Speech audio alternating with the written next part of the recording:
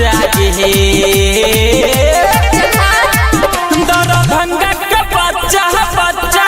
तोहरा ढोली खाचा गे मधुबनी के बच्चा बच्चा तोहरा ढोली खाचा गे बड़ी सुंदर लागै छे अभी उमर छौ खाचा गे सबसे सोनकी के बच्चा बच्चा तोहरा ढोली खाचा गे काटी के बच्चा बच्चा तोहरा ढोली खाचा गे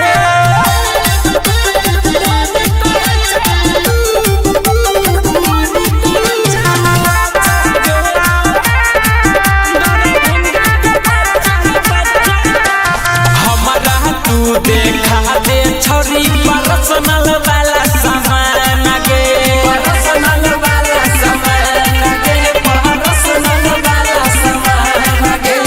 तबे देबौ पैसा हम थूक लगा के गिन गिन गे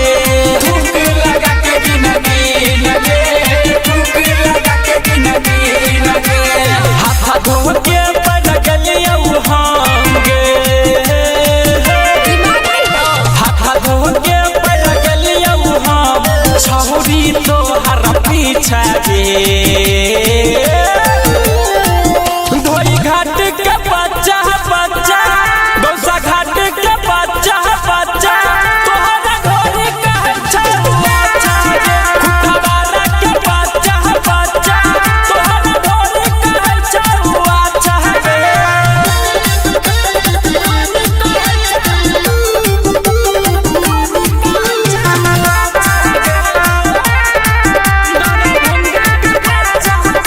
आई तोरा छोड़े तो छौरी पूरा तोरा ऐठा लगे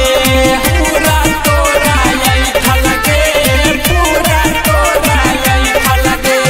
राम पीरी तो बिजहिया छोटू बोरा बिछा के छौ बैठा लगे बोरा बिछा के छौ बैठा लगे बोरा बिछा के छौ बैठा लगे एक दिन में बिगाड़ देबौगे एक दिन में बिगाड़ देबौ छौरिया तोहर खाचा गे